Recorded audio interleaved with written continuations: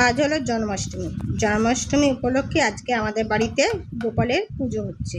তাই এখানে আমার মা উপোস করে রয়েছে, আমিও উপোস করে রয়েছি।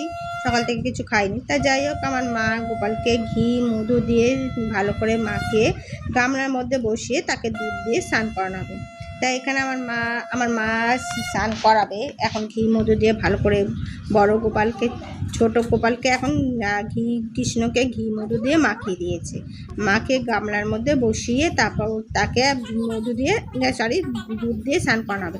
আর আমি এখানে বকর বকর করে যাচ্ছি, আমি বলছি এখানে গোপালের পুজো হচ্ছে, তোমার যাদের যাদের আমাদের বাড়ি ইচ্ছুক আসার নিমন্ত্রণ রইলো তোমাদের সবার। সেই জন্য আমি এই কথাটা বলছি, সবাই এসো আমার বাড়িতে। তাই সেই কথাটা বলছিলাম। আবার আমার ছেলে এই ভিডিওটা আমার ছেলেই করে দিয়েছে, তারপরও কিছুটা করে তারপরেও চলে গেছে। তাই সেখানে তারপর আমি এক হাতে শঙ্খ বাজাচ্ছি, আবার এক হাতে আবার ভিডিও করে দিয়েছি। তার যাই হোক, এখানে আমার মা ভালো করে ঘি মধু দিয়ে গোপালকে, কৃষ্ণকে, বড় গোপাল ছোট গোপালকে, কৃষ্ণকে ঘি মধু দিয়ে মাখিয়ে দিয়েছে। এই দেখো, তারপরে এখানে এই যে মাখানো হয়ে গেছে, তারপরে দুধ দিয়ে আমার মা স্নান করাবে। আর এই ভিডিওটা আমিই করেছি, আমার ছেলে কিন্তু করেনি। কেন, আমার ছেলে ও কিছুটা ভিডিও করে চলে গেছে। এই যে এখন দুধ দিয়ে এখন কৃষ্ণকে স্নান করানো হচ্ছে, গোপালকেও স্নান করাচ্ছে। আমি ওদিকে শাক বাজাচ্ছি, এক হাতে শাক বাজাচ্ছে আর এক হাতে আমি ভিডিও করছি।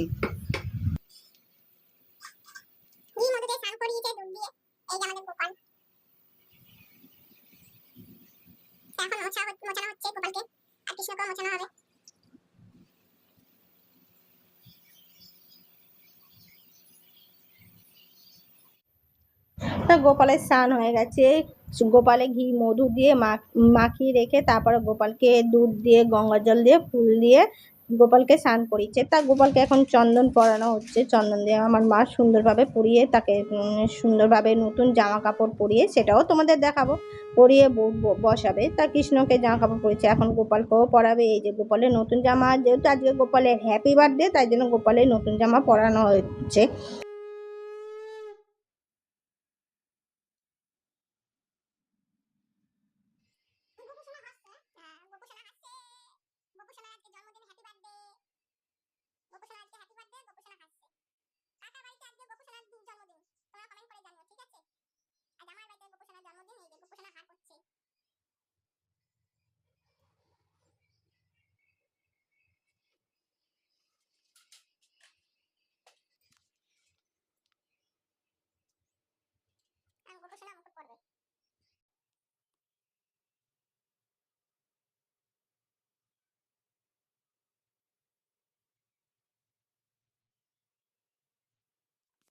এই যে আমাদের গোপোষণা সাজ কমপ্লিট হয়ে গেল। আমার মা সুন্দর করে সাজিয়ে তাকে বসিয়ে রেখেছে, যেহেতু তার আজকে হ্যাপি বার্থডে।